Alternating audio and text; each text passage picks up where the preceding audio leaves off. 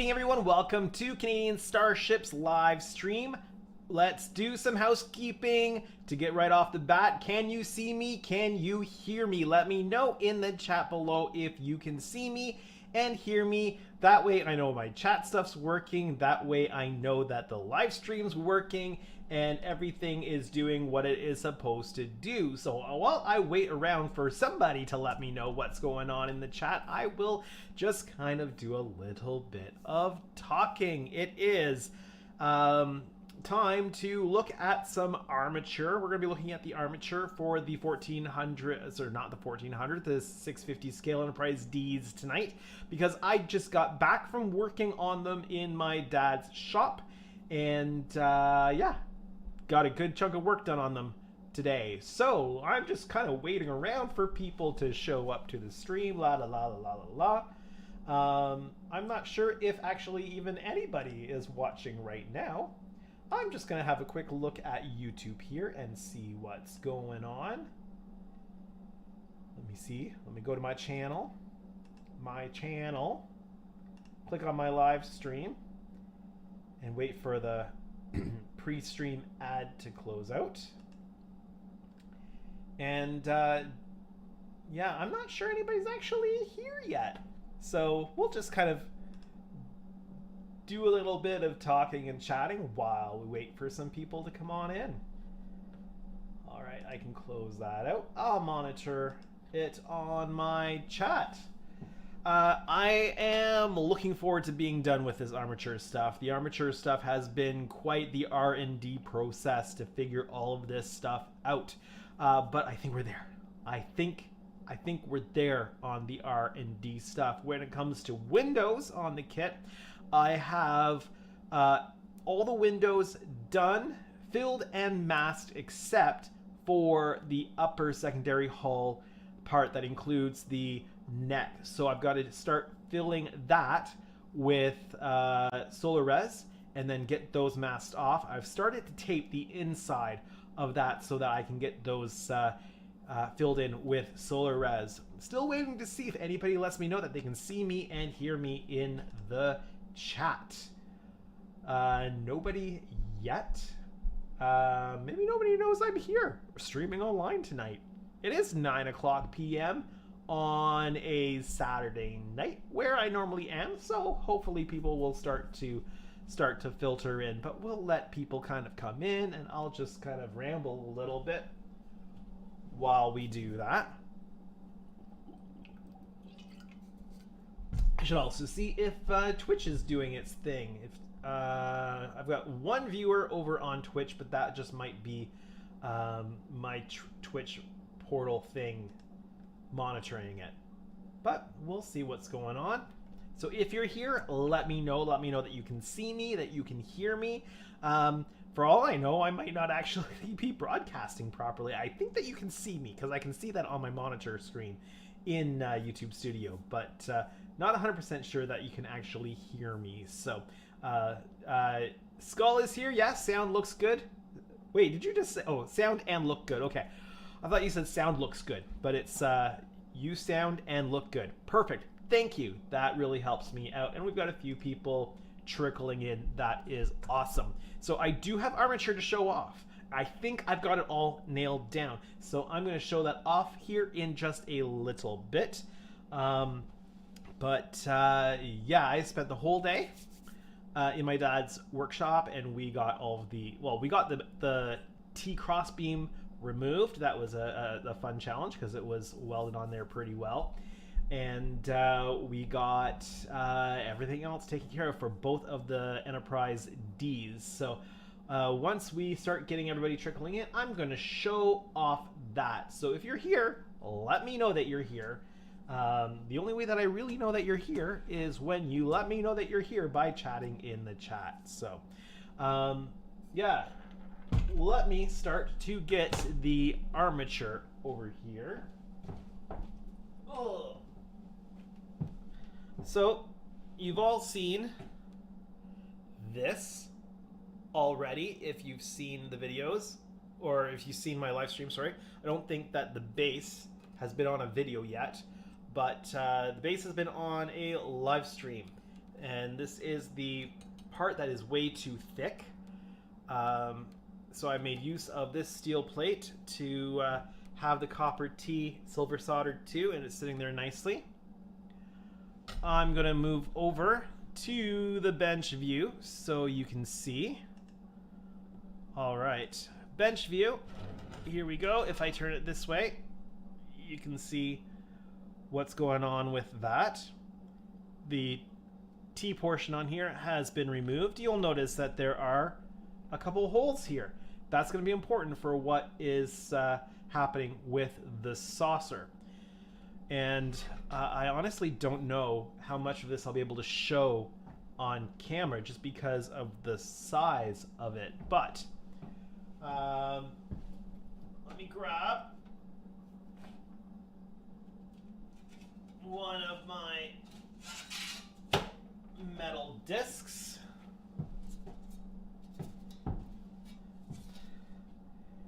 Here's the metal discs. That takes up a good chunk of the screen.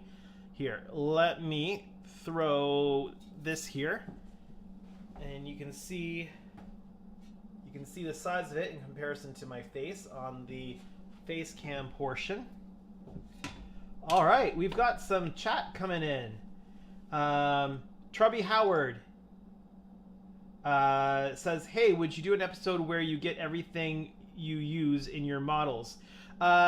I don't know that I would do a consolidated episode with just that, but everything that I am using, I'm talking about in my update videos. So it's all there if you're watching the progress of the videos.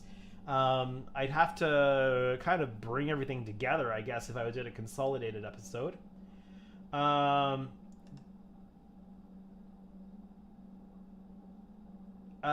James Tainton says you should have a klaxon horn or battle station sound effect when you move to bench camera. That would be cool.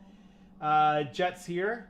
Says hi, hope it goes well. Thanks, Jet. Welcome to the stream. So, yeah, I don't know that I'm going to be able to show this all on the camera, but this is going to go underneath this arm. There are holes here which line up with the holes here. Let me get my fasteners.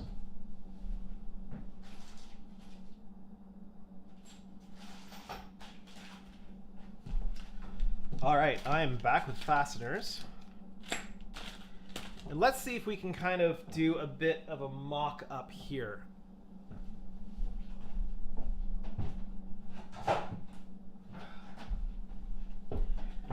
I just had to go get the upper secondary hull part,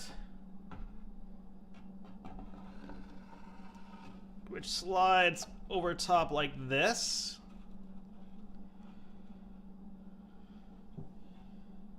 Let me get it roughly situated here.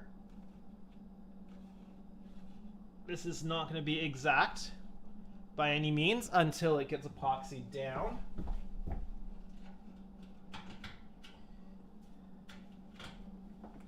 I'm going to throw some clamps on the back just so it doesn't slide around. I can show you that. Slide it this way.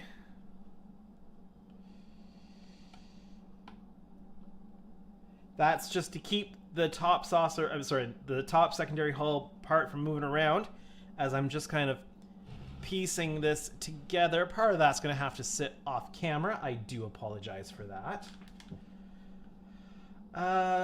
Just checking in on things here. All right.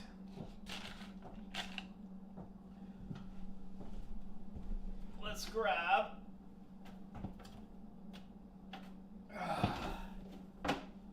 this rather large lower saucer section here. Gonna kind of stick this in place.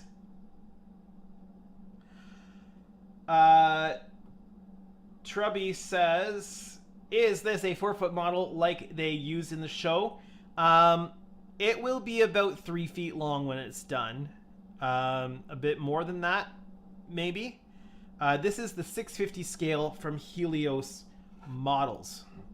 All right, I'm going to grab some clamps. She's a big beast for a model, though. Although, not quite as big, lengthwise, as the 4.5-foot Enterprise B that's going to be coming into the shop. That's going to be a fun one to do. So I'm just going to...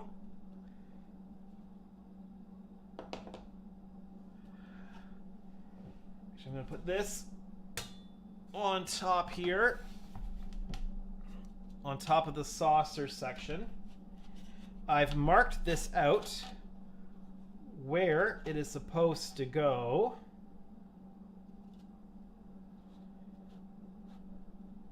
There we go. Looks like it's roughly in place. I'm going to grab my fasteners here.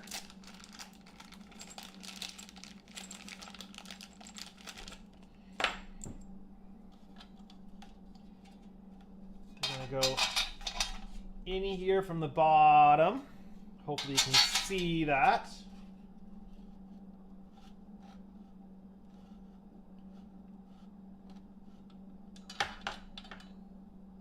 Roughly place this in the right spot again. There we go. Let's see if I can do this as one person here.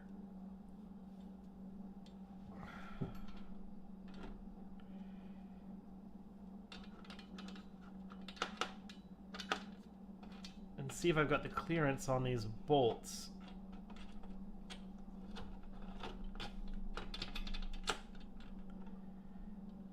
No, I don't. So,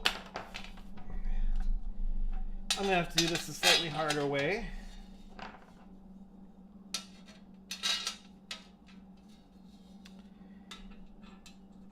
I'm hoping these bolts are a little bit too long so I can use my shorter ones.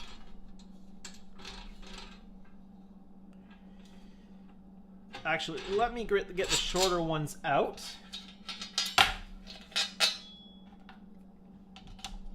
These are 2-inch long. I've got 1.5 inches here.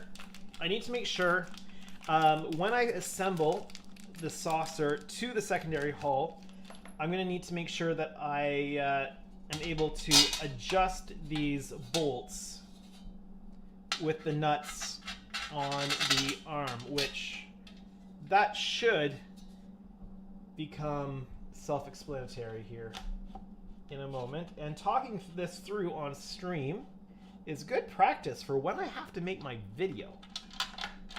All right. Yeah, that should be okay. We're gonna put this on here. Roughly like this.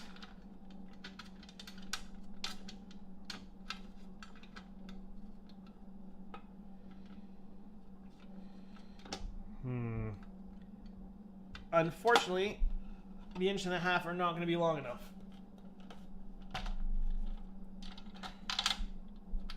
least I don't think so.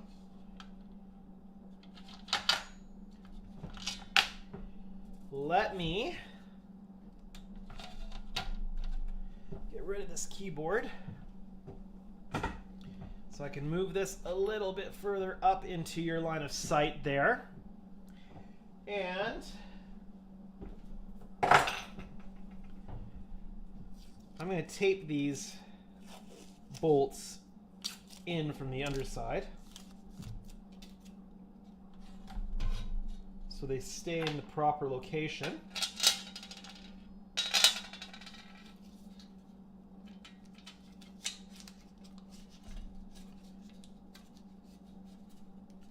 Okay, that way they stay fully extended.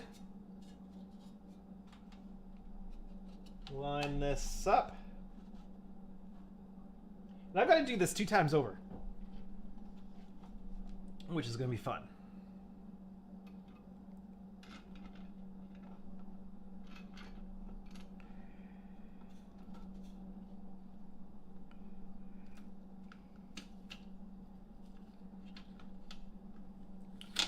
Okay, that's not going to work. This might be something that requires 2 people to do.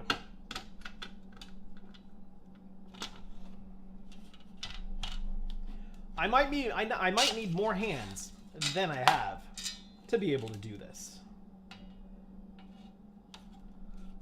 That is a possibility.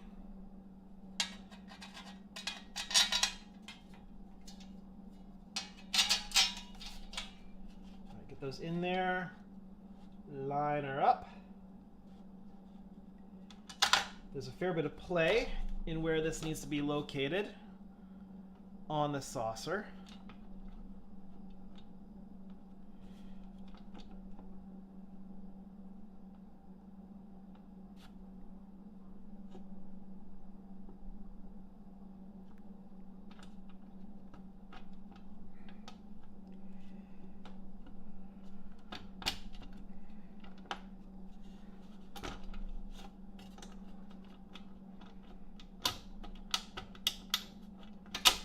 Oh, I think this might just be long enough. Okay. Let me just make sure this is roughly in the right spot. And then clamping the saucer. Ugh.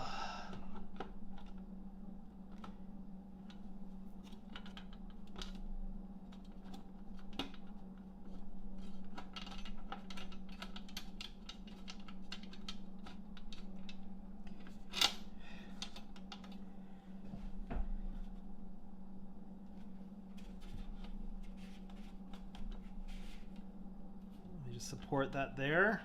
I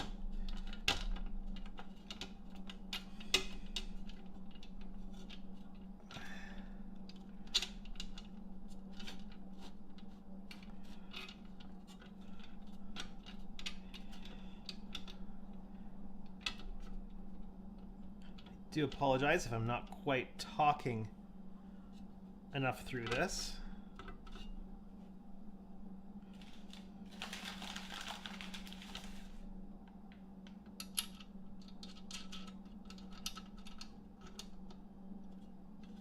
One nut.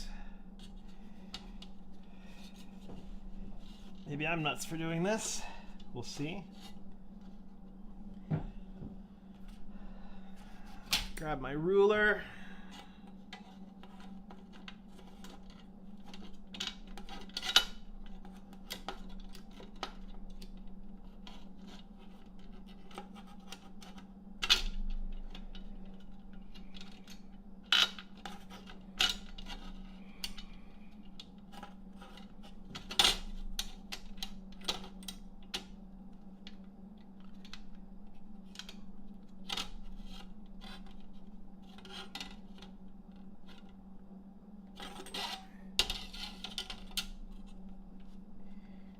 Theory, this should all work properly.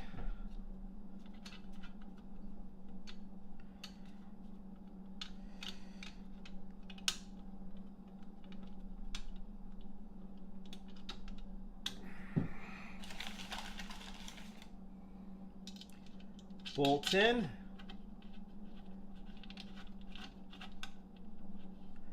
There we go.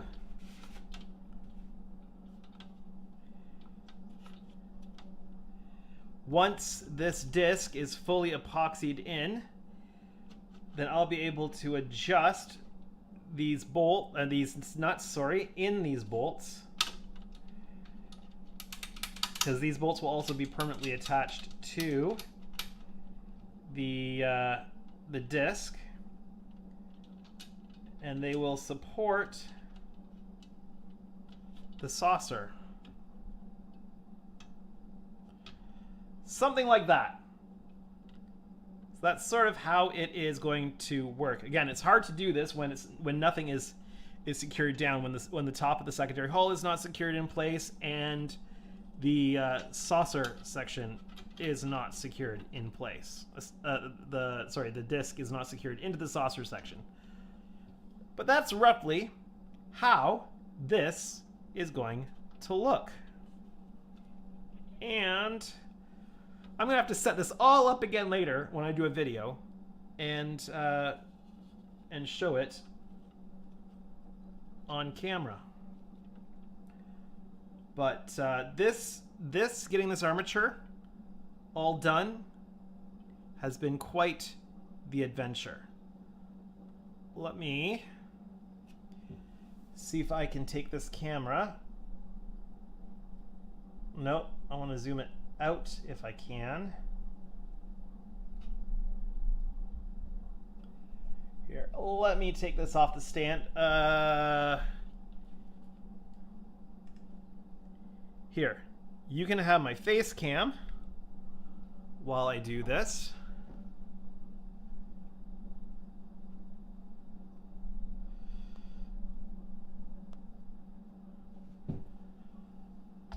I'm just trying to get a bit of a better view of this. I might need to physically lift the camera up.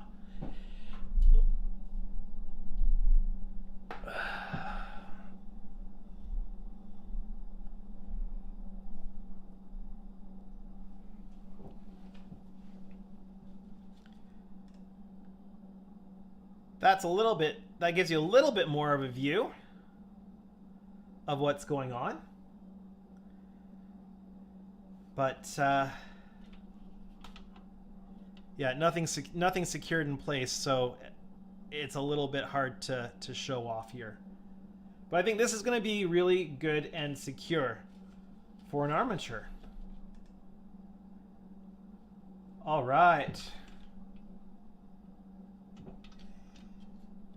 We've got 7 people here on YouTube stream. If you're here, let me know by leaving me a message in the chat. It's nice to know who all is here. But yeah, this thing is not going to go anywhere once this is all secured in place.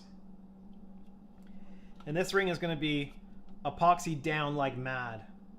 And there's this nice flat ring all the way around here to provide lots of contact for the epoxy. So that's going to be really, really good. My biggest issue is going to be getting it onto the arm, because it's going to have a hard time getting in there with the bolts. So I'm going to have to work that out before I get to full assembly. But I'm going to take this apart now and set it aside. And if anybody comes on in a little bit who hasn't yet seen it, I will show it off. I might have to do this. I might have to feed it through.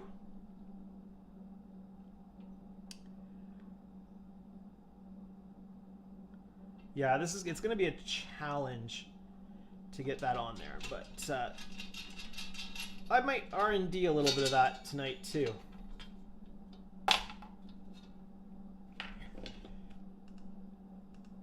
Trubby says, the Enterprise D sure front heavy. How much do you think the 650 will weigh? I have no idea how much it's going to weigh yet. I won't know until she's fully assembled, but that's one of the reasons why we have a beefy structure to support it. It's a steel square tube arm attached to, well, let me show you the metal armature here, separate from the ship. Let me switch over to my face cam here. And I have to step back to show you. So this is the metal for the second ship, for the second Enterprise D, and it's all welded together. I'm going to prime all this, so that's good. This gets secured, bolted down into and epoxied into the lower section of the secondary hull. There's a copper pipe that will go in separately, and this just makes everything nicely secure. And then the the aluminum disc gets attached to the arm with those bolts, and then everything will also then be epoxied into place to make sure that nothing moves around. So yeah, it's going to be quite the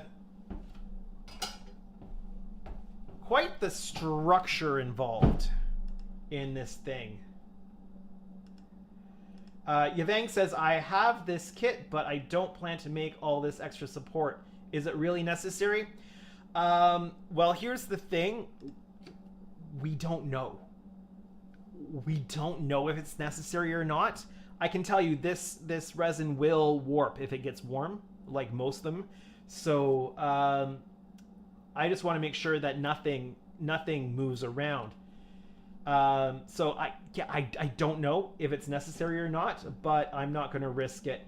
Hagen is here. Hagen says, Trubby, the 2 saucer halves just on their own with no modifications weigh 4.8 pounds combined. There you go. Hagen is also going to be building this and has been working on some of it too. Yeah. So Hagen, did you see my my demo of how it all goes together? Did you catch that, or did you just come in now as I was taking that all apart?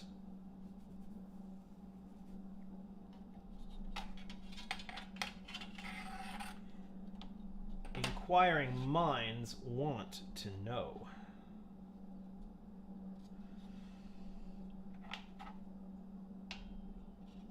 I do have one problem. Hagen says, hey, just stopping in for a moment. I don't have much time. Sorry, no, I missed it. Okay, let's see if I can do this quickly for you. So we've got the secondary hull. Let me get your chat out of the way so you can see. Secondary hull is on there. It's just temporarily secured together. Just going to put the clamps back on so it doesn't move around too much. It's not precisely placed at all. We're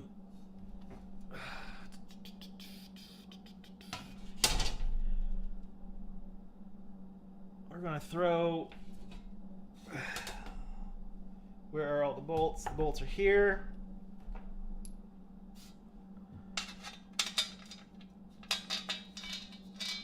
Bolts going through. The bolt situation is, for installation, is something I need to work on. I'm using the smallest bolt I can. This is roughly laid in. Let me throw this onto... Throw the saucer onto the neck. Just very roughly here. Let me clamp this on both sides. Okay. And then the bolts go up through here. Like so.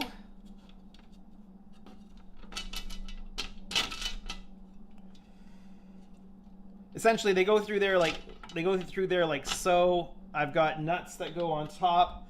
That way, I can precisely adjust it as it's being installed, and yeah, it'll be adjustable.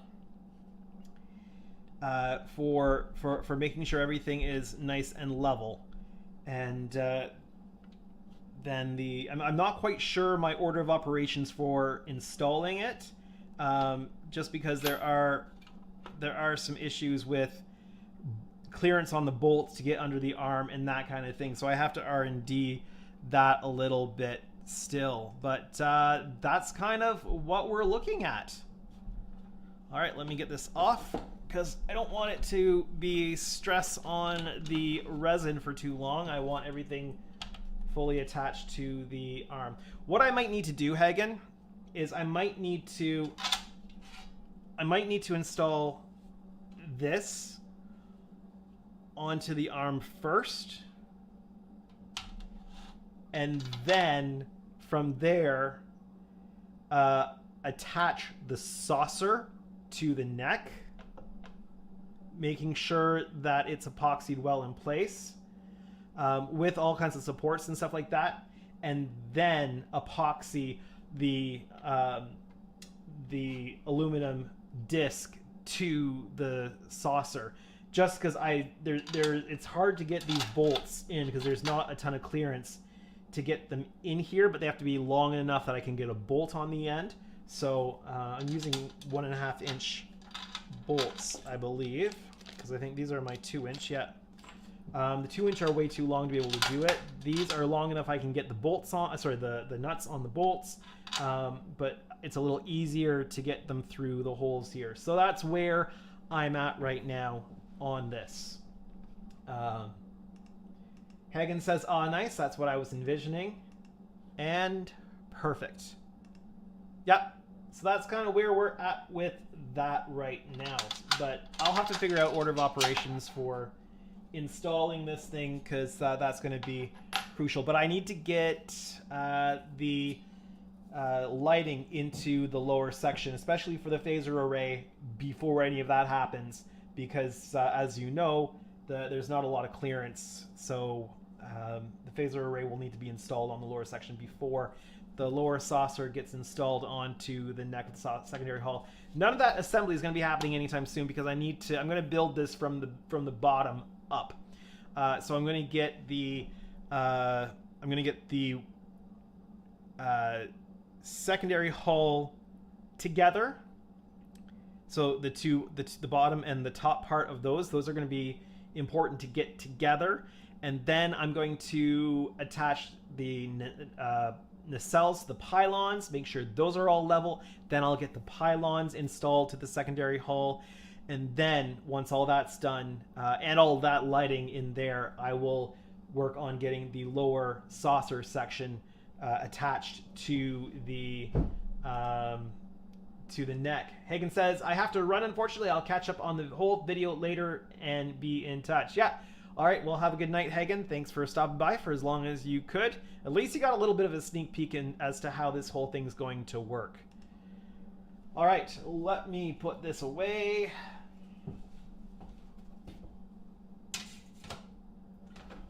Oh, and if you're still there, Hagen, you would have seen that I had to remove that back section of the disc in order to get it to go in.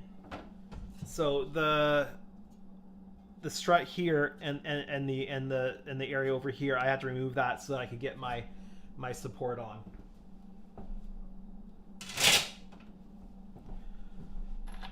All right, let me get some of this cleaned up and set aside.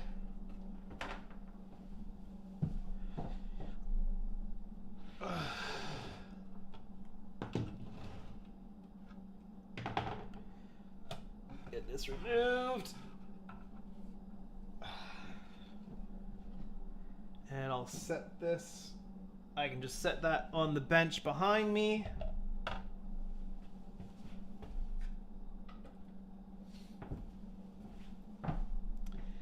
This is going to go to a different bench.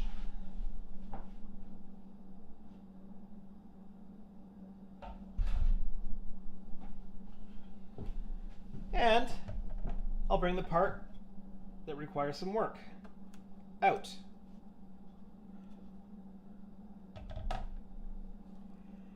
Let me hop back to face cam while I readjust the overhead camera now that we're not needing it to be quite so far away in order to see what we're doing. And for this, being up a little bit closer would be a benefit.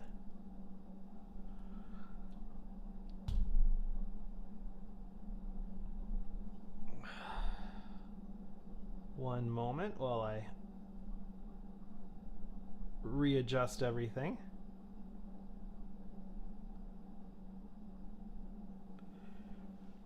There we go. I think that's okay. All right.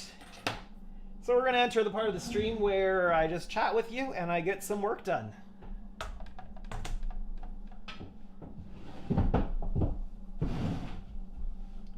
Seems to be a bit of a Slow night tonight, but that's okay.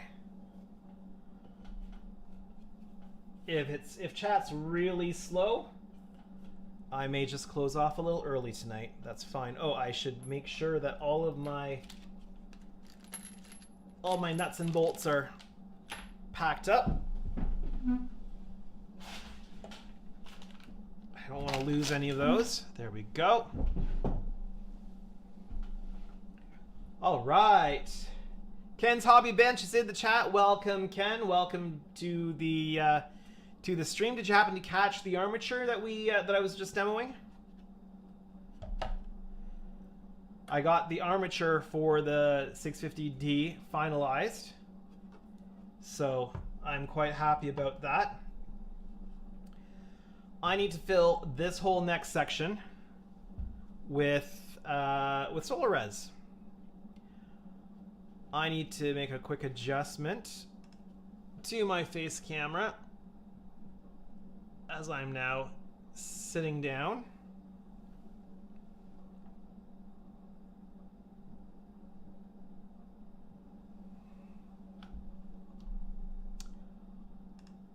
All right.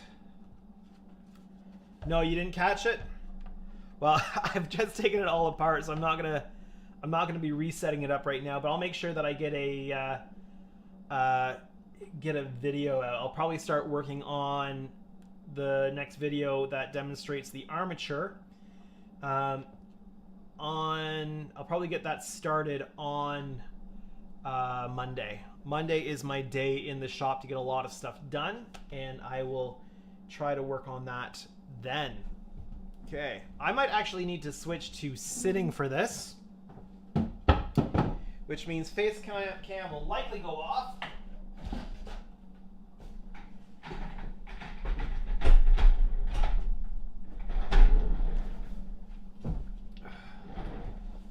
We'll see. Maybe I can just... Oh, there we go. There we go. I've got a little bit more adjustment available on my face cam now, which is good. Let me just try a little bit more. A little bit this way. Try to keep the bench centered in the background. Oh, perfect. All right, let's grab. I'm gonna grab my solar res.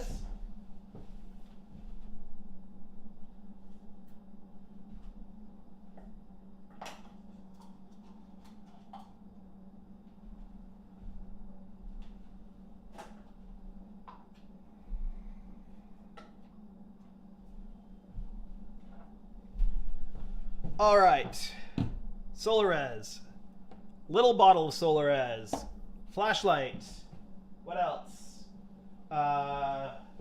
Blade.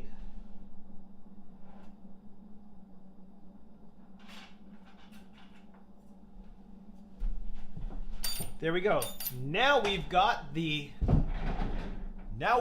tools we need to do the work we're going to do. Trubby asks, do you have one for your own collection? If you're talking about the Enterprise Ds, no, I don't have one for my own collection, but I am building two of these right now. Oh, and I missed Ken saying that's okay, I can watch back later. Yeah, and like I said, Monday I'm going to start filming video for it, so hopefully I'll be able to put something out for that. But I'm gonna fill windows and try to keep my eyes on the chat as much as possible. Let me just make sure. I might need to clear out my fine nozzle there. Let me get my handy dandy nozzle cleaner.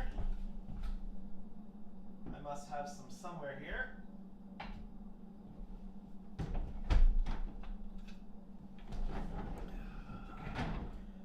Magnet wire works great for this most of the time, unless it gets really, really clogged. Then I literally have to drill it out, but no, it looks like it was good.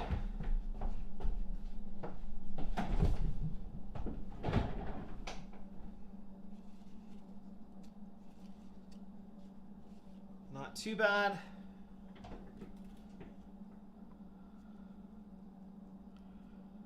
Here we go. All right. Let's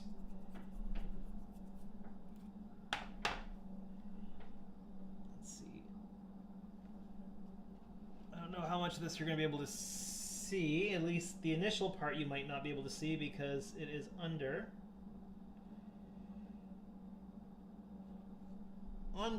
the neck here. What I'm doing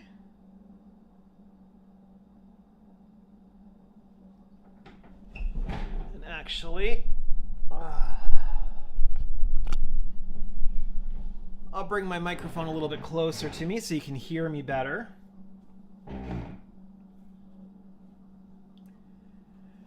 Oh, we've got Todd in the chat. Todd says hello and good evening all. Welcome, Todd. And Ken says hello, Todd. Hello, Todd. You missed the armature. Everybody will miss the armature. I've got some aluminum discs in the saucer for armature. It's working out quite well. But it's going to be a bit of a pain to assemble.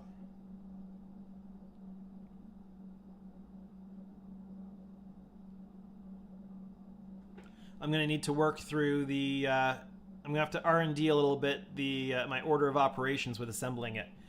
There's a couple of bolts that need to be long enough to work, but being long enough to work, they're a little bit too long to be able to go in nice and easily with the space I have. So what I'm doing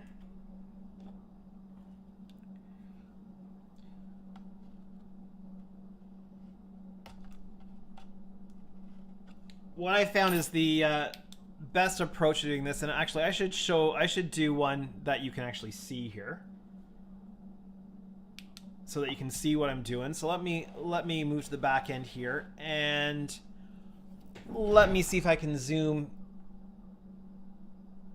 in a little bit more here for you.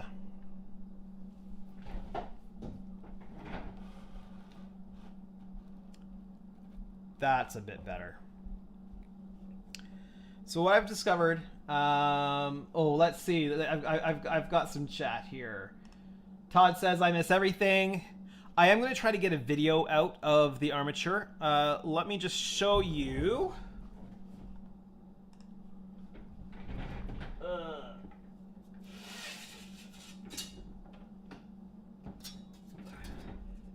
Kind of feel like I'm holding a batleth. And this is going to be connected to the...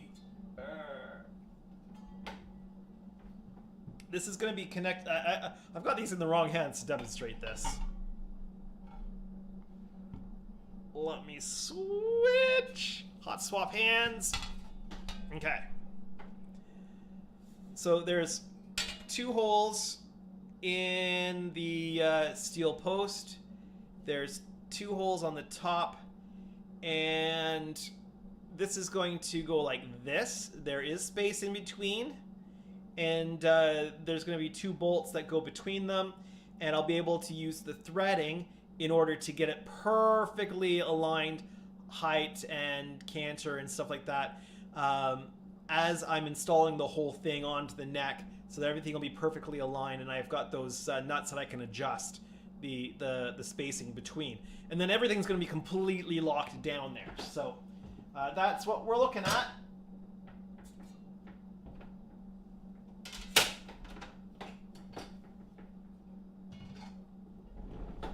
So got all that stuff taken care of today. Let's see. Dash is here. Welcome, Dash. Welcome to the stream. I'm running two faces right now. Dash says, I'm here now. We can get to work. Light this thing. Yeah, we're not lighting the kit yet. Ken says, hello, Dash. Todd says, man, that thing is going to weigh a ton, but at least but at least it's strong. Yeah, the disc in the saucer is not too bad because it's aluminum, but yeah, the steel post is quite hefty. But I don't want to risk this thing warping or drooping or distorting or anything like that. So I think the added supports are going to be certainly beneficial, especially when it comes to shipping it, right? One of these has to ship to Belgium when it's done. The other one's not so bad. It's going to Chilliwack, BC when it's done, but that one will also be at Wonderfest. So, all right. So for these windows, what I'm doing on here is I'm starting to fill from the outside. And I've discovered, at least on this particular kit, filling it from the outside is my best option. And of course, when I'm showing you what I'm doing here, I'm getting unwanted bubbles. Only bubbles when I'm demonstrating. So I'm going to let it seep all the way in as much as possible. Oh! Let me switch views here so you can actually see. I forgot that I was still on that view.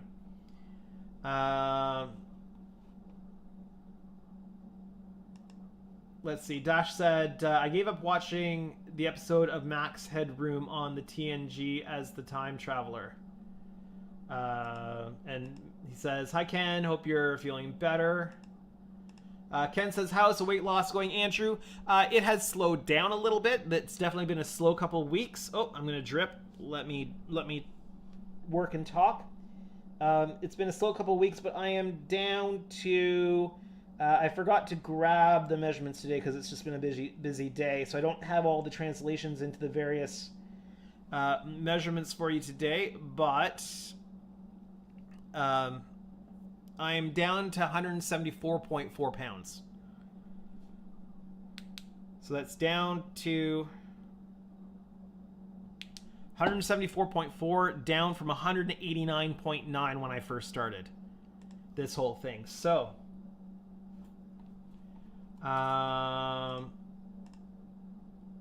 Dash says, it's going to be so heavy, Todd, I think it'll be in crash position. It's gonna be securely bolted down into the base. So, ugh, advertisement. That's like you should not be getting too many advertisements. I've got it set to the lowest possible. So, and Ken says, great job, Andrew. Thanks. Yeah, I'm in a bit of a more of a. Oh, I better saw this off before it hardens too much.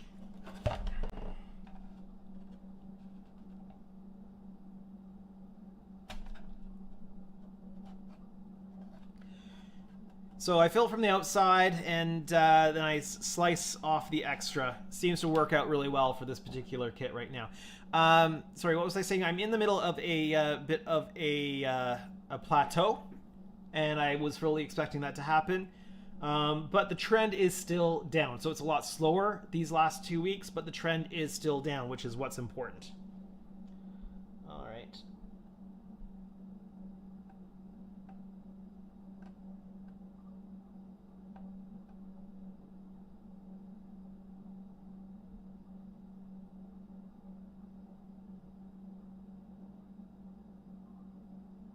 This is a bit of a slow process, which is why I'm still filling windows after doing it for weeks on end.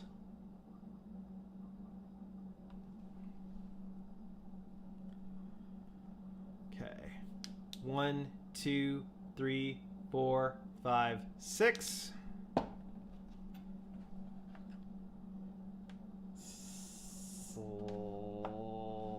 Slice.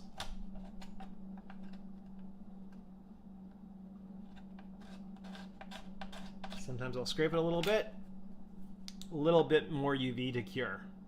So that's my process right now on this.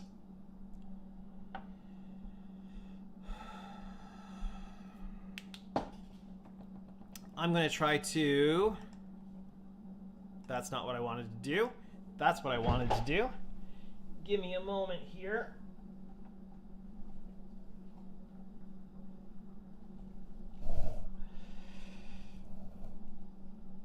Oh, you're getting a good shot of my head and my hair.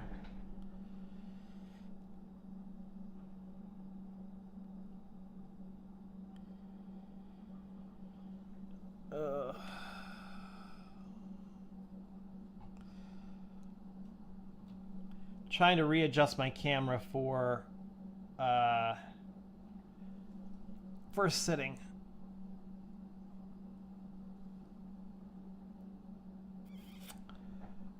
Give me a moment. I have to adjust the zoom in a funny way here. Oh.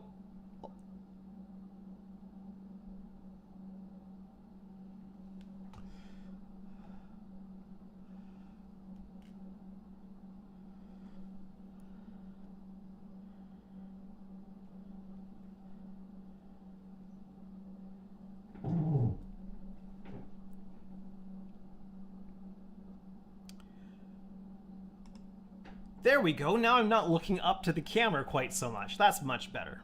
All right. Okay. Moving on.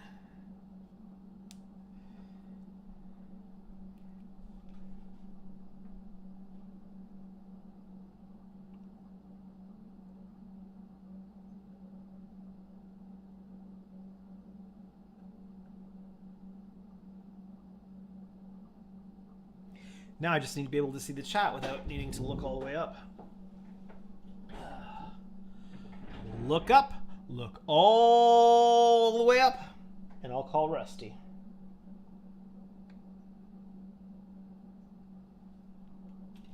Only Canadians will know where that's from. Only Canadians of a certain age will know where that's from.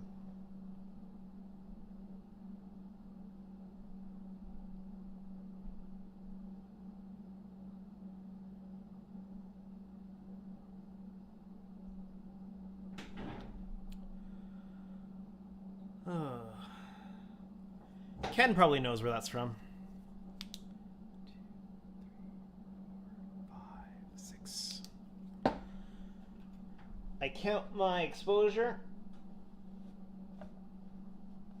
So I don't want it to be too hard when I go to cut it.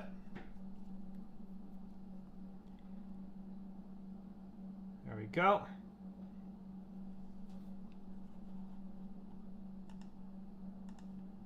Five points, Ken, the friendly giant. Look up, look all the way up, and I'll call Rusty. Yeah, I say that to my kid. Anytime I need my kids to look up, I end up saying that. And they, of course, they have no idea. They've never seen the friendly giant, so.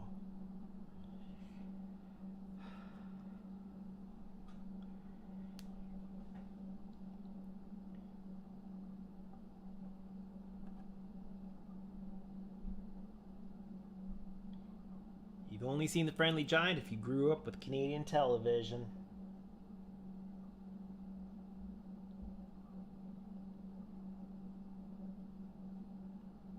Came on the CBC before Mr. Dress Up. 1, 2, 3, 4, 5, 6.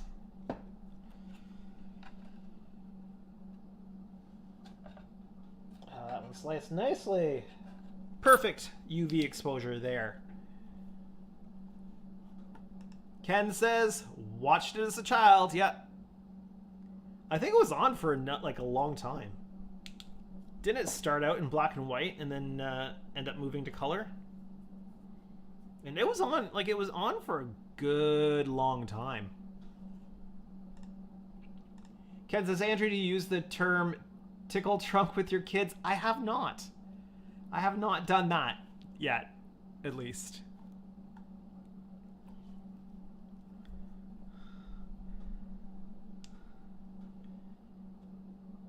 I remember seeing Mr. Dress Up live when I was a kid. On a school trip to see him. He came and did a show in our local community center.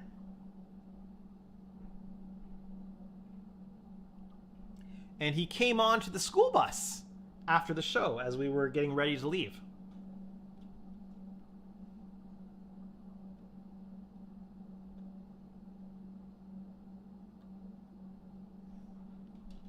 I thought that was kind of cool.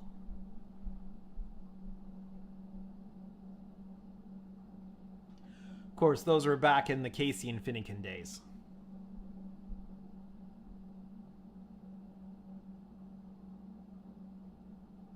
Now I've got the theme song going through my head.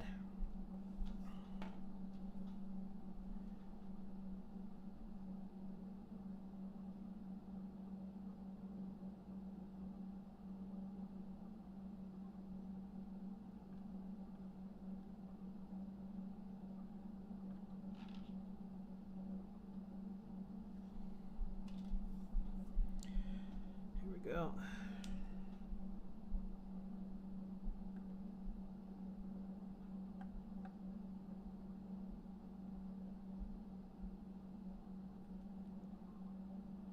Bubbles are bubbling tonight. Not sure what's going on with that.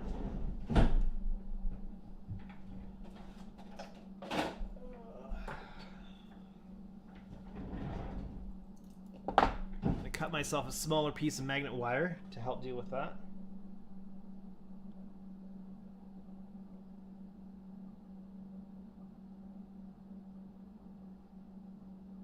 There we go.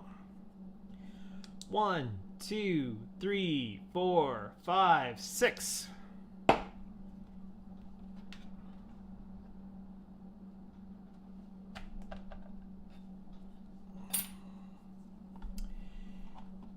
Ken says, the Friendly Giant ran from 1958 to 1985. Wow, that is a good long stretch. And so I would have caught it right at the tail end of it being finished off in the last couple of years that it was on.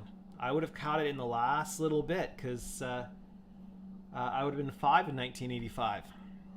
So, yeah. Just got in on the tail end of the Friendly Giant. And had a whopping 2,990 episodes. That's a lot of episodes. I wonder how that compares to Mr. Rogers' Neighborhood for episodes.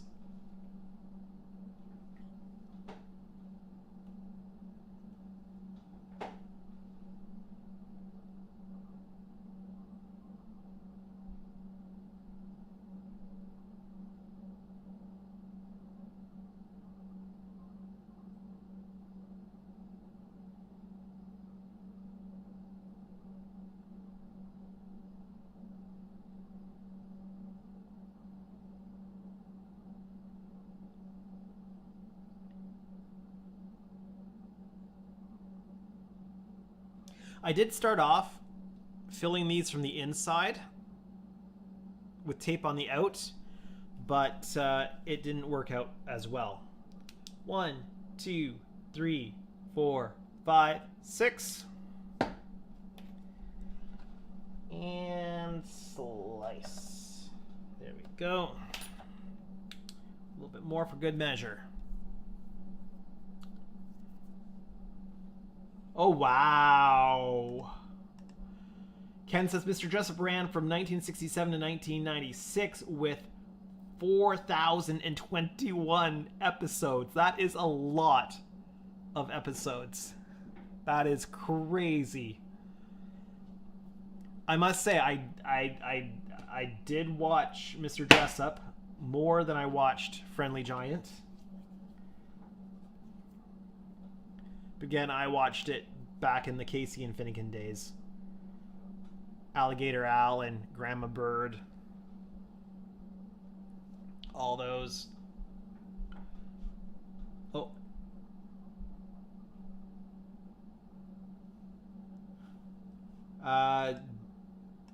Dash says, counting in Mr. Starships universe.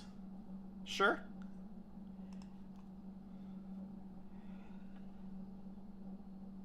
All right. right.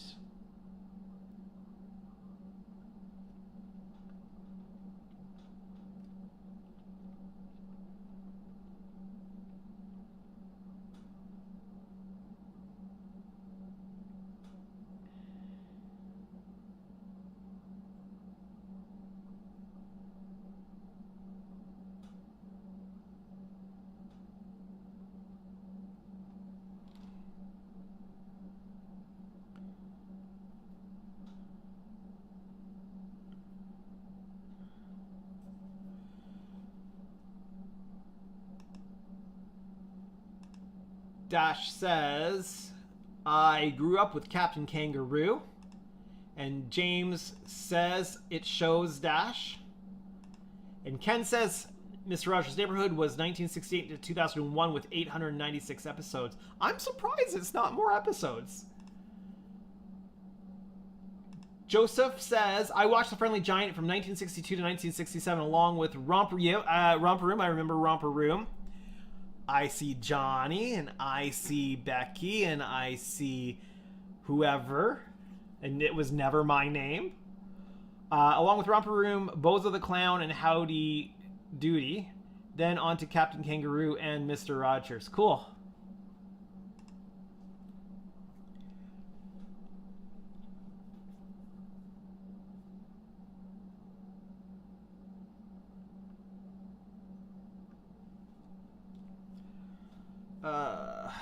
There's my flashlight. 1, 2, 3, 4, 5, 6. Done. And slice. There we go. Little by little, these get filled. I've also realized I need to I need to slice the top off right away, or it is a big pain to cut it off if it's been set for a while.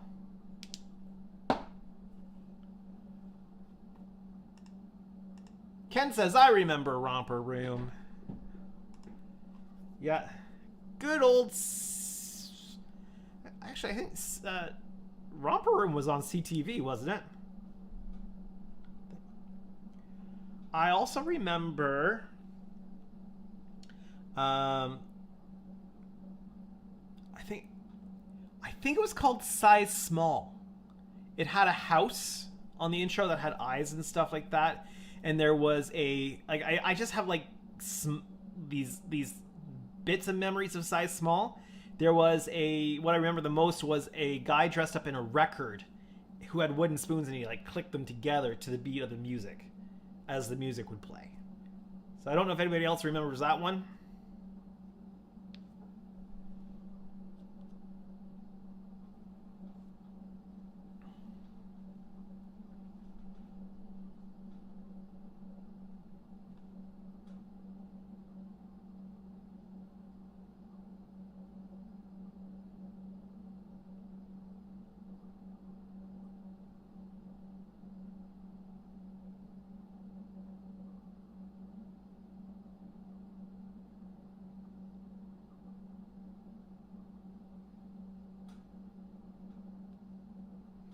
Fun part about this whole window thing is by the time I get done filling all these with solar res, 1, 2, 3, 4, 5, 6, I have to go through, slice, and mask them all for painting. So this is the only part I've got left to do windows.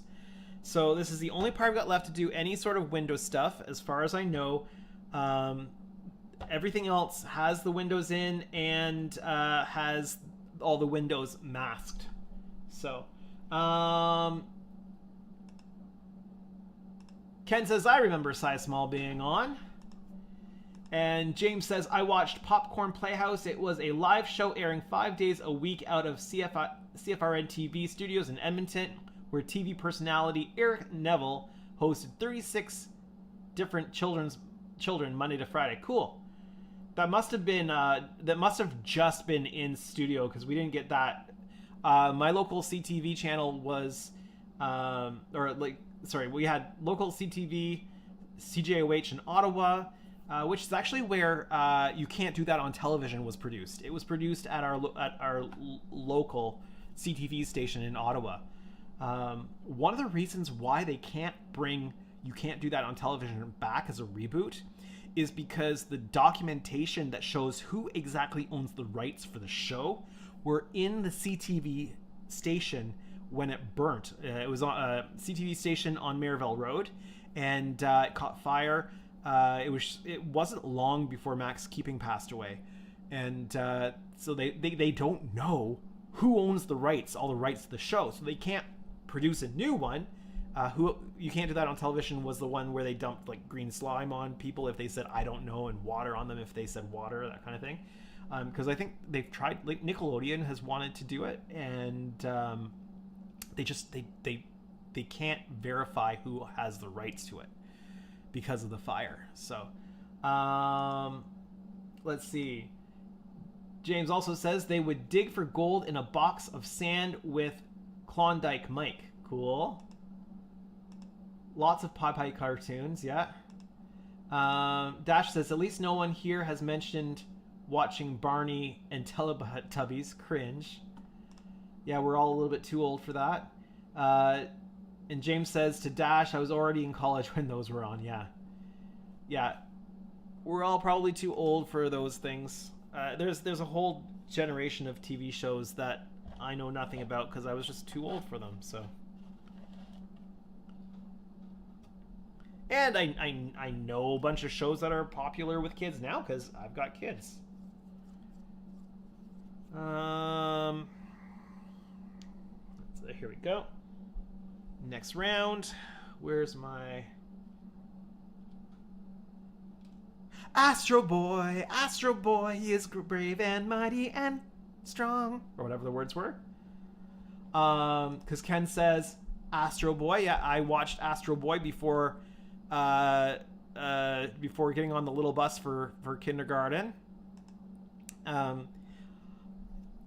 I watched the Astro Boy movie that they made, and I was pleasantly surprised that they kept it quite close to the original Astro Boy. So I was pleasantly pleased, because when they bring things back out in new movies and stuff like that, they have a nasty habit, JJ, I'm looking at you, of changing things. So it was kind of nice nostalgia to have Astro Boy the way I remembered it, more or less. Just it was better animation, but everything seemed right to my memory going back to a 5 or 6 year old child, right? So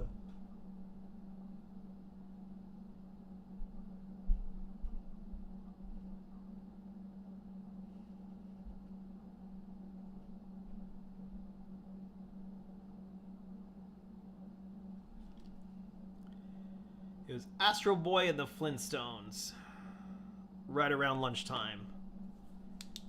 2, 3, 4, 5, 6. I don't know Rocket Robin Hood.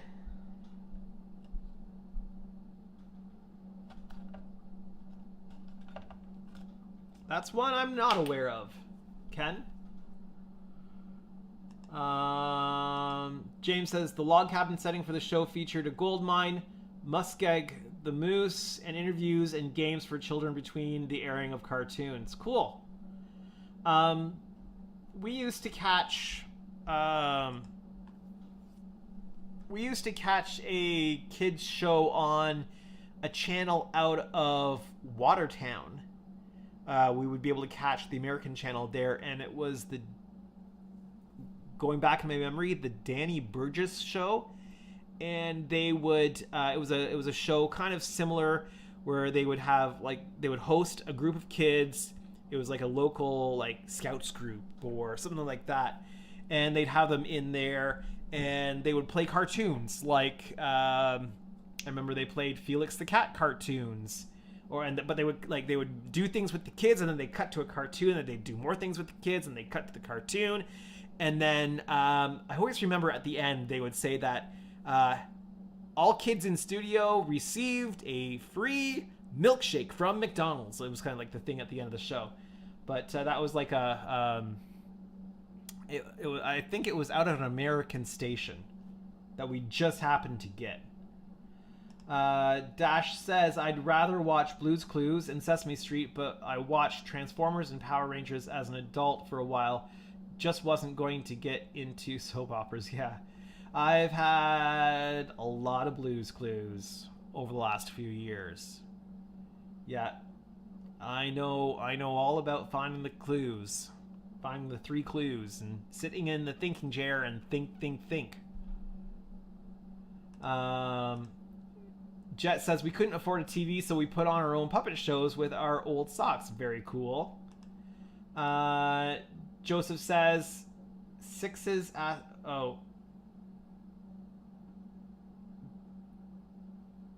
yes, Astro Boy. I'm not quite sure what that was. And Adventure Time, Mighty Mouse, Bugs Bunny. Yeah. Yes, Astro Boy. Okay. He says yes, Astro Boy. Corrects it.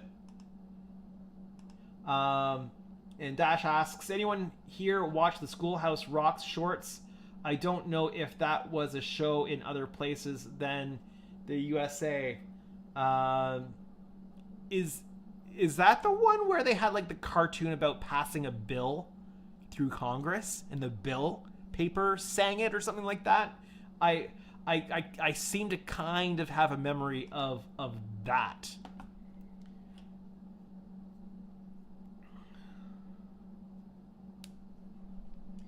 All right, next little set of windows. Oh. I'm done with this. I'm done with the attachment of the strap because it's leaving residue on my kit.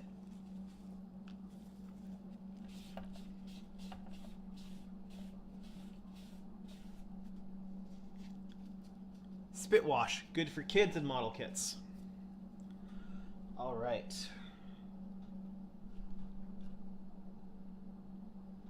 Get some windows done, check the chat. Get some windows done, check the chat. That's the live stream tonight.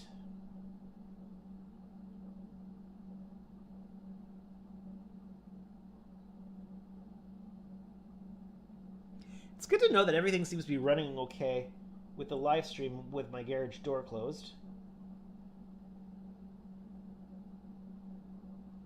My one camera here runs Wi-Fi.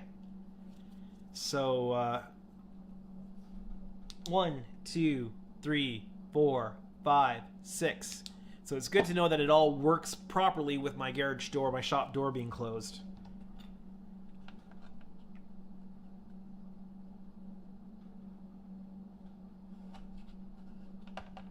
Because Grandma is here and is staying over and is sleeping in our spare bedroom, aka our family room with the pull-out couch. And I need the door closed so that I don't disturb her. So it's really nice to know that I can close the door and the live stream stuff still works well. Joseph says, how about Kukla, Fran, and Ollie? Never heard of it. Dash says, yes, and conjunction, junction, what's your function? Adjective. I remember something about that. Of course, I watched Sesame Street when I was a little kid, and you know, 1, 2, 3, 4, 5, 6, 7, 8, 9, 10, 11, 12. Dash says, Jet says, don't have a malfunction at the junction, Dash.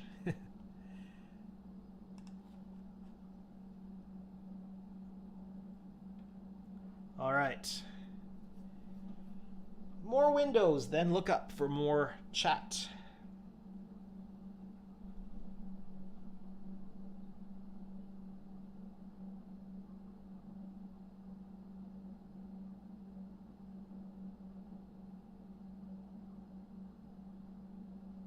I always enjoyed watching the Smurfs when I was little.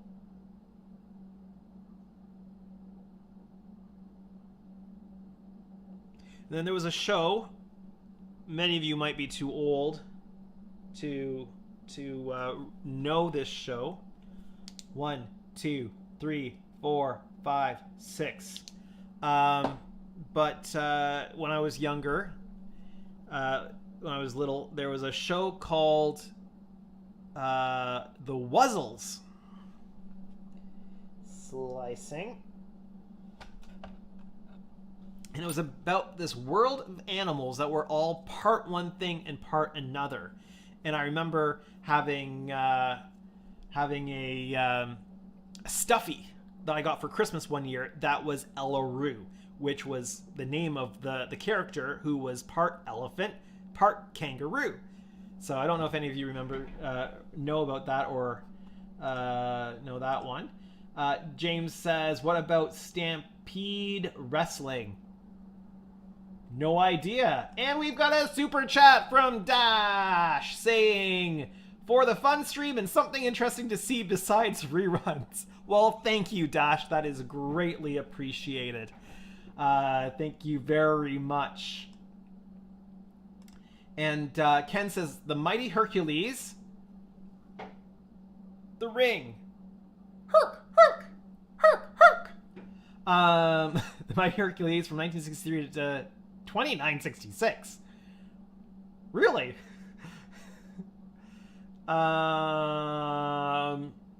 Would also play with Rocket Robin Hood from 1966 to 1969. Would play every morning before school in the 1980s. Yeah, I remember the Mighty Hercules. Da da da da, Hercules. Do do do do do. Chet says, "What's my cut, Dash?" And this is what this looks like to me right now. So I'm going to go over to Facebook and see. Okay, yeah. So I can see the emojis there. But that's what that looks like to me in my chat program right now, Todd. But blue, face blue smiling, face blue smiling, face blue smiling. But I do see that if I just hop over to the actual stream, so yeah. Cool. All right, next window. Yeah, so I cut the strap off of the lid. That was it would go around here and flop around and leave little bits of solar res on the kit. So I've gotten rid of that. Slow process this.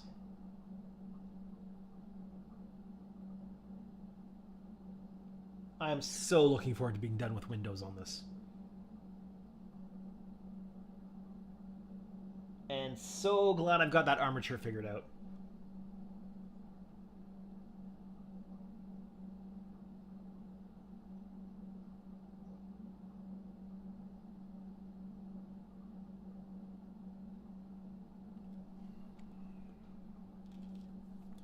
One, two, 3, 4, 5, 6.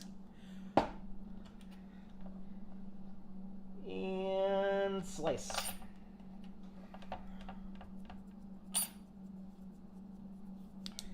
Both of my kids have really enjoyed watching Paw Patrol, so that's on in our house a lot right now, Paw Patrol. Along with the spin-off, Rubble and Crew. My son really likes Rubble and Crew, probably more than he likes Paw Patrol, because he likes the construction stuff.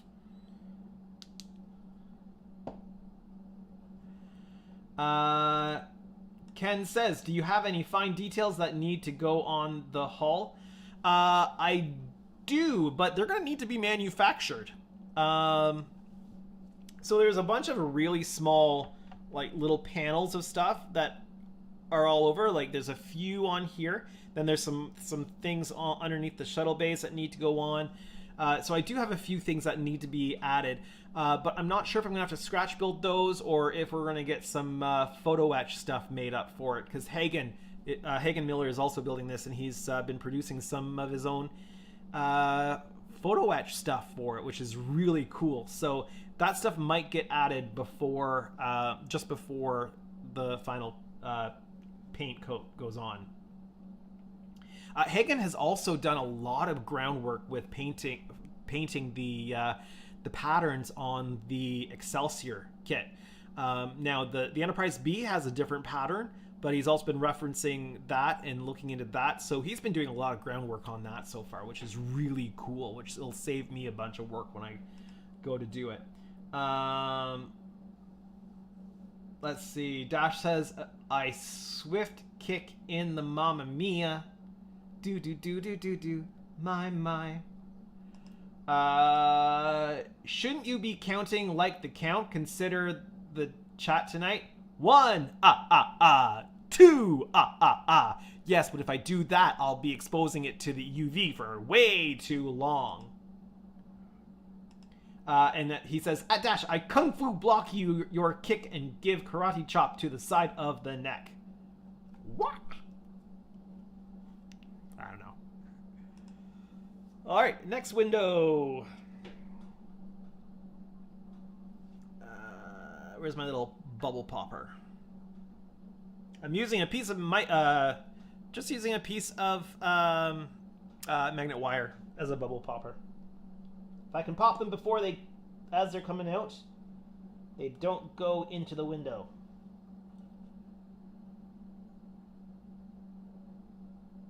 No bubbles this time. Yeehaw!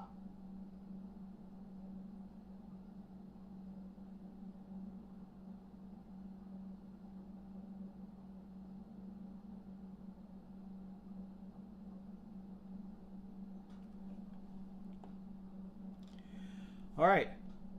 1, 2, 3, 4, 5, 6. There you go. And slice. No new chat, so I'll move on to the next window.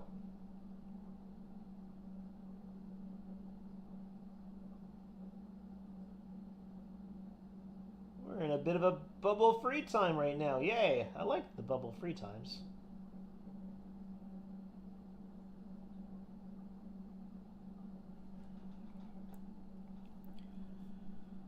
One, 2, 3, 4, 5, 6.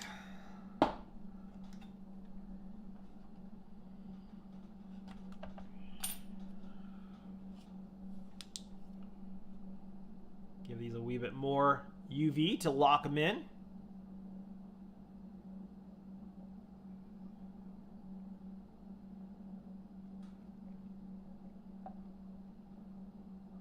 Someone's going to have to count all the windows on this kit at some point.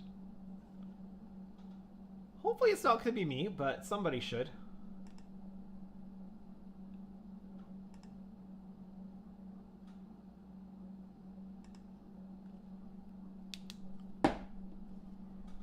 All right, next window.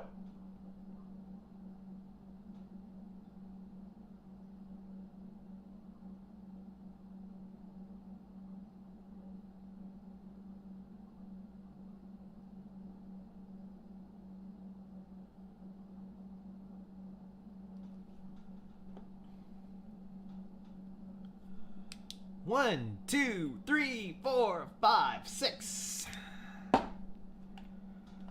And slice it off.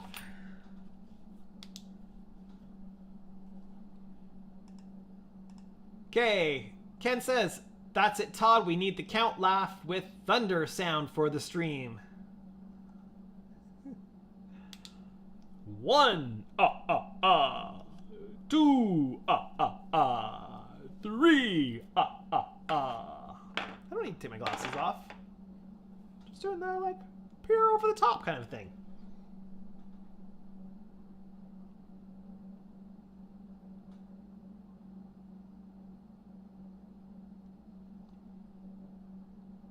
This slice and dice method would not work well if you needed optically clear windows. But I don't need optically clear windows. Because actually a little bit of diffusion is a good thing. 1, 2, 3, 4, 5, 6.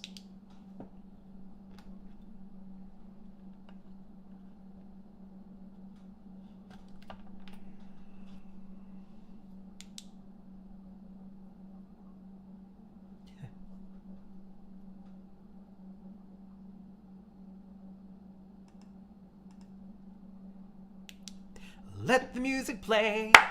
Worries for another day. Let the music play. Down in Fraggle Rock. Does that answer your question, Ken? Jet says, okay, I don't understand why you guys use the black putty in the... Why you guys use that black putty in the windows? Isn't that supposed to be where the light comes out? I'm not using black putty. Not using black putty at all. I'm using solar res. It's clear. The light will shine through it. Some windows will be light blocked from the inside for any that are off, but they all get clear solar res in them.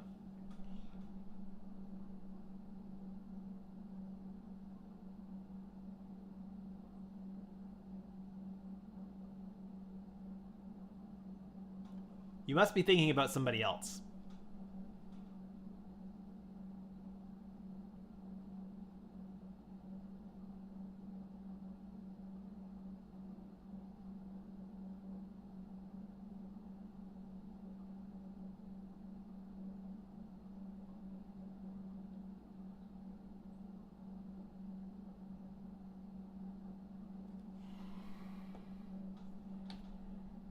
One, two, 3, 4, 5, 6.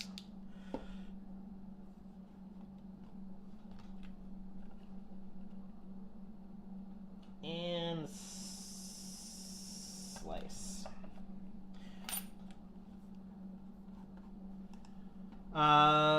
Jet says it looks like black putty. So what you might be seeing is just the black effect from the light blocking coat that went down. Because there is a black light blocking coat on the inside, which does help make the windows look a little bit darker, I suppose. But there is also tape. There's also tape on the inside, which will probably help just to make it look a little bit darker when there's no light coming in underneath. But let me... let me see. Do I have... I don't have an extension cable here at the moment. Or do I? No, I don't. Because I could put a light panel underneath to show you, but I don't have some place to plug it into right now.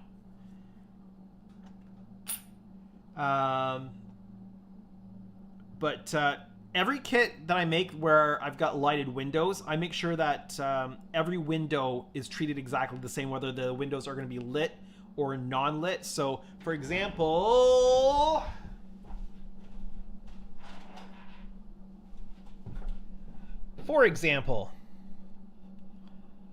I'm zoomed in quite a bit here, but for the 1400 Enterprise D that I'm doing windows on, let me take my face out of here.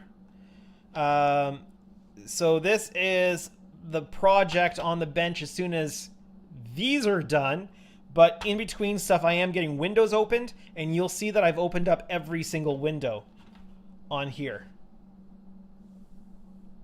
And let me get this up here. You can see how those windows are looking. So I open up every single window. On a kit where you have to open up windows, I open up every single window. Then I light block any of the off ones from the inside, and all of the windows get the same filling on the outside. So when the model's turned off, they all look the same. Because let's be honest, we sit with the models off 99% of the time, right? So I don't paint the outside of the windows black, and I wouldn't want black putty in there to make them look darker for when the windows are off. So Jet says Damaso uses something else. Yeah, I'm not sure. They're using a putty clear resin on their windows.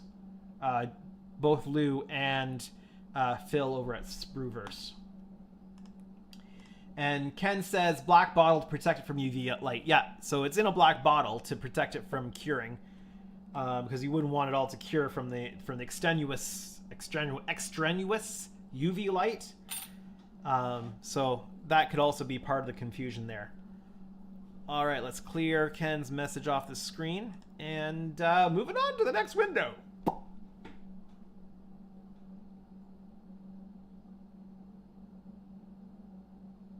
Everybody going to Wonderfest in 2025?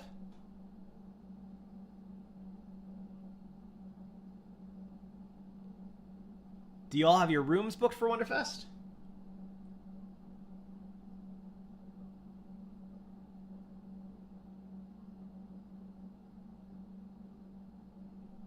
My room's booked. I might even need to bring a production assistant again.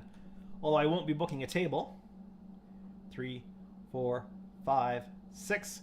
I am bringing a rather large model that I'm going to need help with moving and setting up and stuff like that. So, and it'd be handy to have somebody who can edit for me while we're there. So I may bring my production assistant back with me again this year. And slice.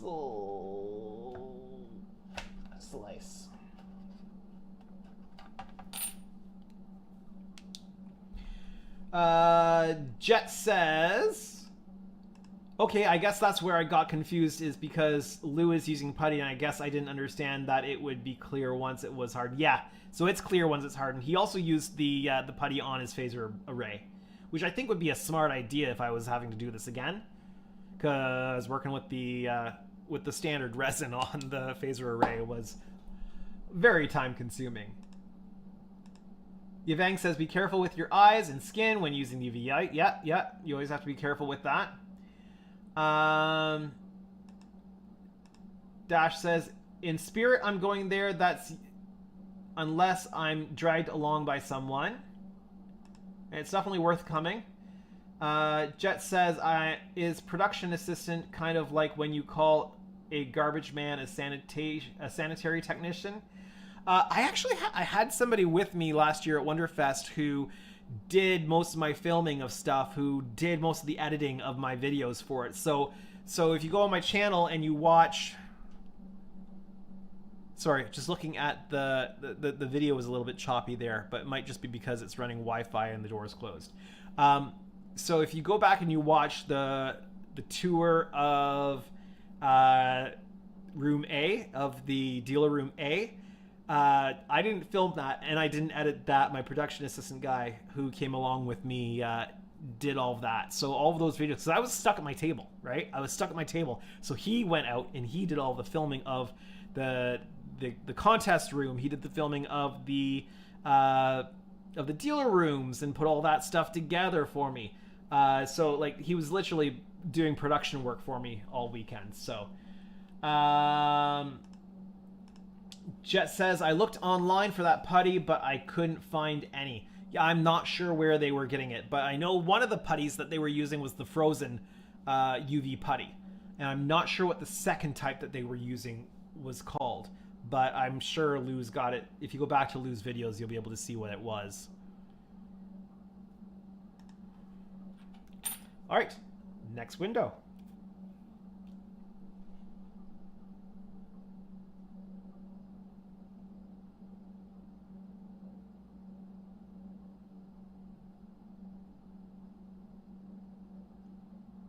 Don't know what was going on earlier with all the bubbles. I seem to be fairly bubble free now, which is nice.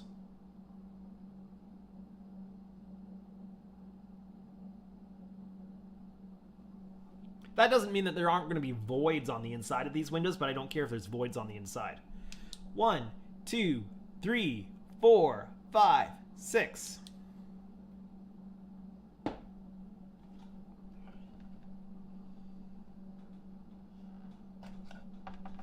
Go.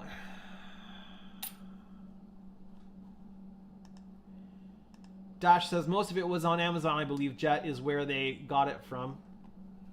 I mean, Amazon's where most people are getting most things from now, so that's a good bet for sure.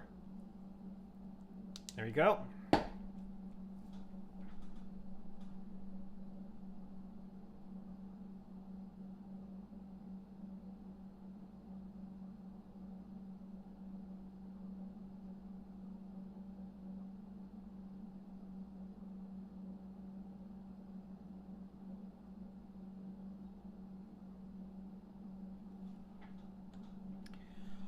1, 2, 3, 4, 5, 6.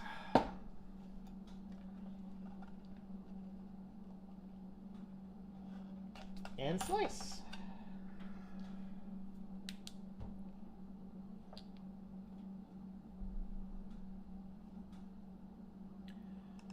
And we've got a super chat from Pursley Pictures. $4.99 from Pursley Pictures. Stumbled across your video last week. I didn't even know the 650 Enterprise D was a thing. Ordered one 2 days ago. Thanks for spreading the word. Well, one, thank you for the super chat. But two, you were actually able to get a hold of one from Helios. That's good to know that they can still produce them. Because the big runs of them were done. Maybe they're able to do them one at a time or something like that. So, yeah, if you're able to get that, that is awesome. Because I would like to, at some point, once these projects are off the bench, get one for myself. Not that I would build it anytime soon, but I'd like to have it in my stash so that I can build it later on down the road and have one for myself. Probably sometime when I have a bigger house. But that's good to know, because when these projects get off the bench and they're paid for, I'd like to get one to have in my own stash. So, Dash says Fun Cure Coal was the other resin putty that they used. Okay, Fun Cure Coal. Yeah, I'm probably butchering the pronunciation of that, but yeah, that's that is the other one that they were using. Yavang said, I had to wait 6 months to get my complete kit after ordering. Yeah, so it was when they were first making them, it did take a while to get them in, but I mean, well worth building the project if you got the space for it, right? So I currently don't have the space to display it. I'm not quite sure what I'm going to do with the as far as displaying the 4.5 foot long Enterprise B. But I'm sure going to have a lot of fun building it. I'm sure it's going to be really, really, really good for my channel building it. So we'll have to see what happens with that model once it's all done. But that will be my 2026 model going to Wonderfest. So clearly I have to go to Wonderfest in 2026 as well, because I'll have that project to show off. So yeah. So Presley Pictures, you've got it ordered. It will be coming to you. If you have any questions, if you want any of the cameo, the silhouette cameo window mask files, if you want the STL file for the photon launcher, or if you want the files to be able to cut the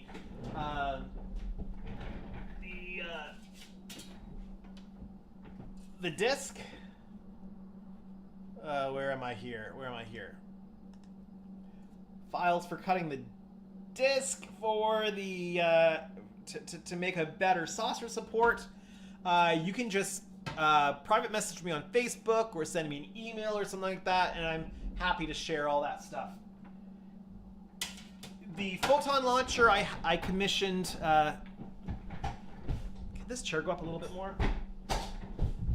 So I commissioned Keith at Cosmic Scale Models to design that photon launcher, and then he refused to charge me for his work, and just made that available for everybody to be able to use. So he sent it off to Lou once he made it, for Lou to test print it, because we weren't sure if I was going to be able to print it.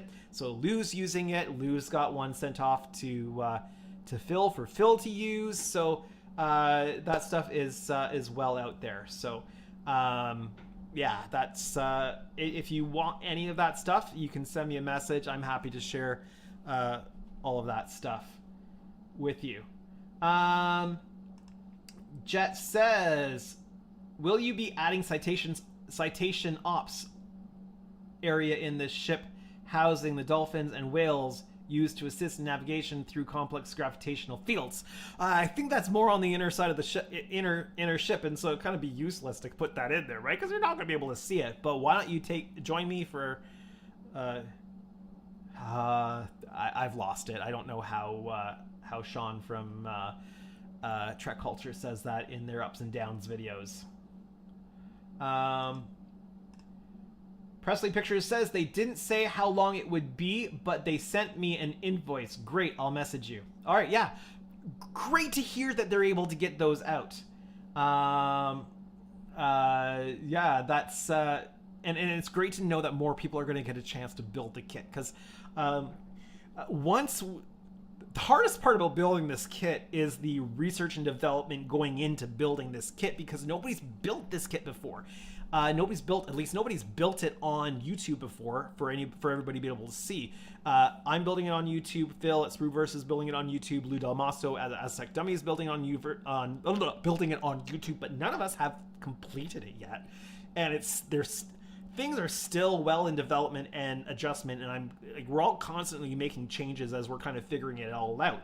So I think that a lot of people will benefit greatly from the research and development on things like the armature that we're already doing, and it'll make the build much easier and more enjoyable for everybody who's building it. So looking forward to seeing more people building it. We've got a super chat coming in from Ken. Dude, you don't need the super chat. Last week was way above and beyond. Ken says, looking forward to your Enterprise B build. But Ken, I would not be doing that Enterprise B build without you. Or at least not unless my other client orders one too. But no, thank you so much. That is absolutely above and beyond anything within reason of imagination. All right, next window.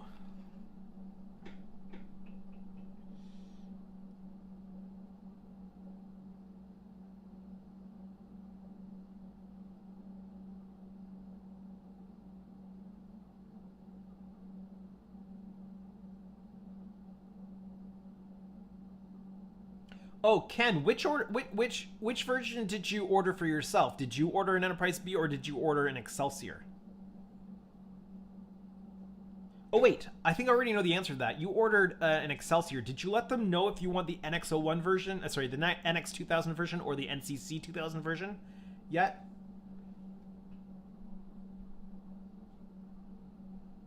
Because they do come with different parts.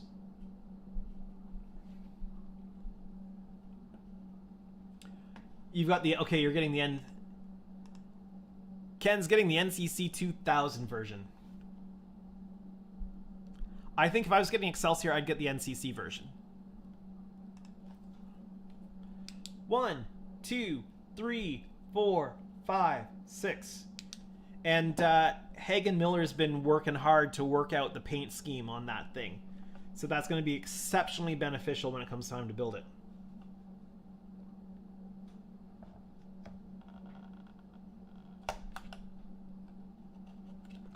Now, Ken, are you going to work on yours at the same time I'm doing mine? Or are you going to go ahead and work on it ahead of time? Because I'm not going to be able to start building it till everything else on the bench is done.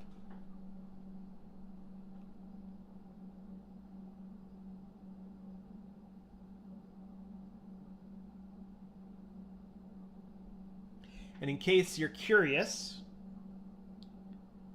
I've currently got... what has to get off the bench before I start working on the Enterprise B are the two 650 scale Enterprise Ds, the two 1400 scale Enterprise Es, both of which are all in construction right now. Oh! There we go. I changed camera angles. And Ken also says, I would like to build at the same time as you. Awesome! Cool, very cool. Very cool. I couldn't remember whether I hit that with the UV yet. 1, 2, 3, 4, 5, 6. And sliceify. Yeah, so I've got the two 650 scale. Oh, I've lost a camera.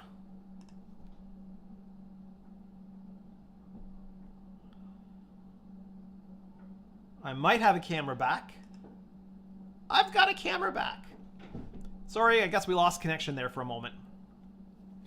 So what was I saying? I've got the two 650 scale Enterprise Ds. I've got two 1400 scale Enterprise Es. Then I've got a 1400 scale Enterprise D, another 1400 Enterprise E, and then once all that stuff's done, I can get to the Enterprise B.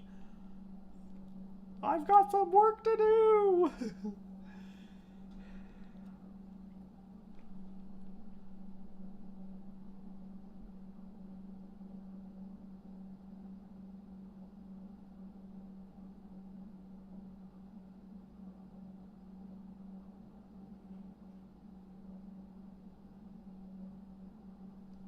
But the goal would be for me to finish the Enterprise B ahead of Wonderfest 2026. 1, 2, 3, 4, 5, 6.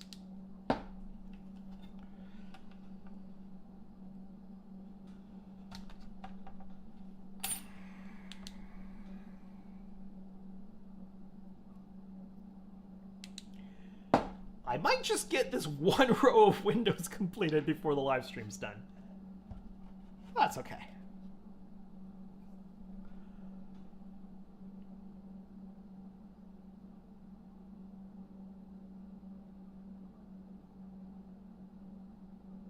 We're kind of in the area of the windows now that you can't see that are covered by the top of the neck. So I do apologize for that. But you've seen me fill these windows X number of times tonight. So you probably already know exactly how I'm doing it. 1, 2, 3, 4, 5, 6.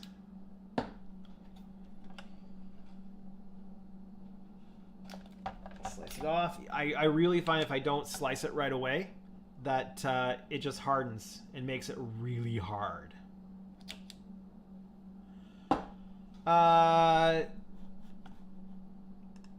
Ken asks, has there been any word on a re-release of the Enterprise E kit? So I talked to Jamie at Wonderfest, and he thinks that the next year or two that they would be slated to reissue it.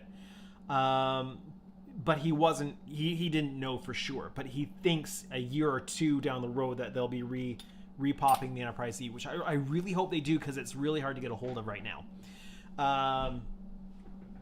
Yeah, I was able to get a hold of one additional copy. It's the Star Trek Insurrection release of the kit, and I got that just on a private deal at Wonderfest. So I had made arrangements with somebody to buy it from them ahead of time, but it's really hard to get those kits right now because they've sold them all out. Jet says, I'm not gonna buy any Star Trek ships. I gotta save my money for a motorcycle in Thailand. Cool, very cool. Like an actual motorcycle in Thailand, or is that a model?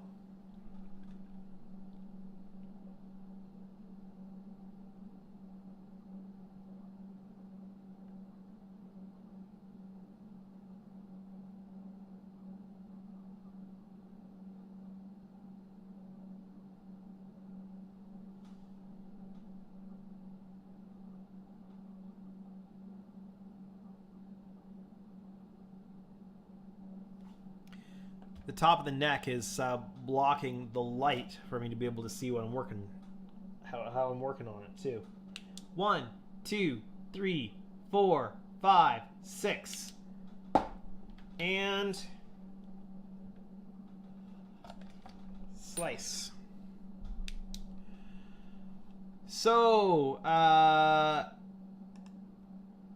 Presley Pictures says, is there a mask kit out for this yet? Yes, there is. My mask kit is in the mail and coming to me. Wayne over at Motion Picture Miniatures has done a full 4-color masking set for this. Or you can also get it for less money in the 2-color version if you want to make the TV version where it's just a 2-color scheme. So you can either get the 2-color scheme And I do have the pricing for it. Let me pull it up for you. Give me one moment. Lou Dalmaso is also making some masks. He's not doing the 4-color scheme. He's just doing 3 colors. And I'm not sure if he's actually selling that. But, so Wayne at Motion Picture Miniatures, who's based out of England, is selling the basic 2-tone set for £50.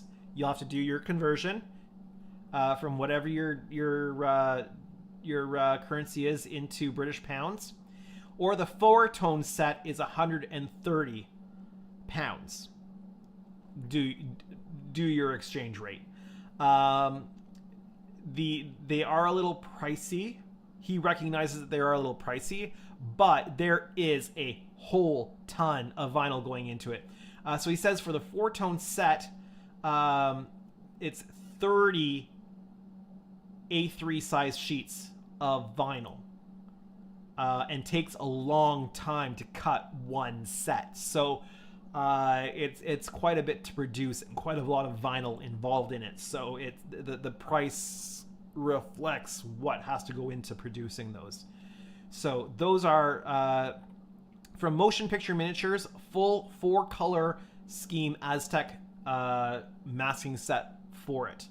I don't think he's done window masks, but I can provide silhouette files for windows on demand. You just need like a silhouette vinyl cutter, like a Cameo 4 or Cameo 5, something like that, to be able to cut them. Or if you know somebody who can cut them for you. So,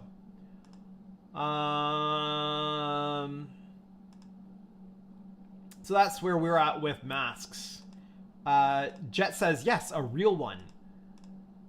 And then says, I bought one last time I was there, but when me and my wife came back here, I left it with her kids for them to go to work, etc. Very cool. Presley Pictures says, good, I emailed him today, but didn't see where to buy it. Thanks for the info. Yeah, I don't know if it's, like, I'm not sure if he has, like, a portal to be able to just order stuff, but if you contact him, he'll be able to get that stuff to you. But if I was just somebody choosing between Motion Picture Miniatures set and whatever Lou is producing, given that Wayne is doing the full 4-color set and Wayne knows his Enterprise D. I mean, he has made a replica of the 4-foot studio model from molds taken from the 4-foot studio model. He knows his Enterprise D. So I would definitely go with Wayne at Motion Picture Miniatures for a masking set on this one. Jet says, if I swear in German on my channel, will I get into problems for swearing on YouTube? I have no idea. I don't swear on YouTube or otherwise, so I've never really worried about it. I'm sure the YouTube bots and algorithms and stuff recognize words from various different languages. So if you want to keep your channel free of issues for YouTube for that, then I wouldn't try it.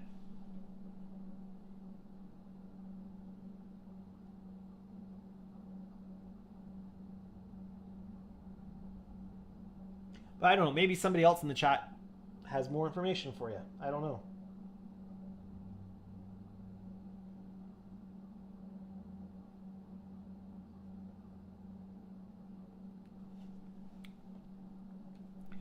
One, two, three, 4, 5, 6.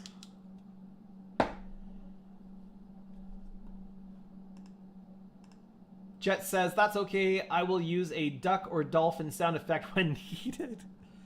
A little bit more interesting than a beep.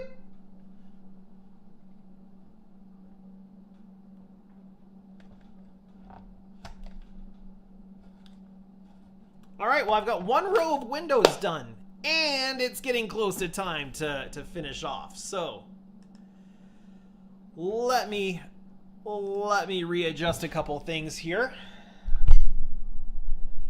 Give me one moment.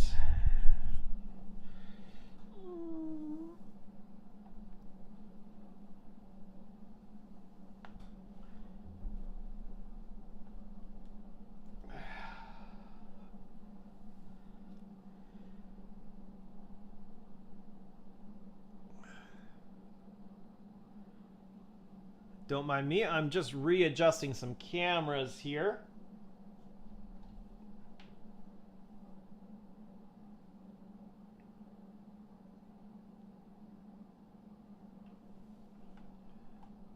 Oh.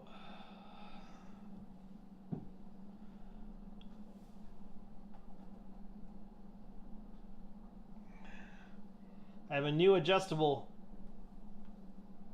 thing for my face camera, so I'm trying to figure out how to work that yet. But all right, so that's gonna be it for tonight. Let me just get the last little bit of chat here. Jet says, or maybe a gobble gobble from a turkey, and he says I crack me up sometimes, and says thanks for the stream and not kicking me out. Well, thank you everyone who has spent some time with me tonight on the stream.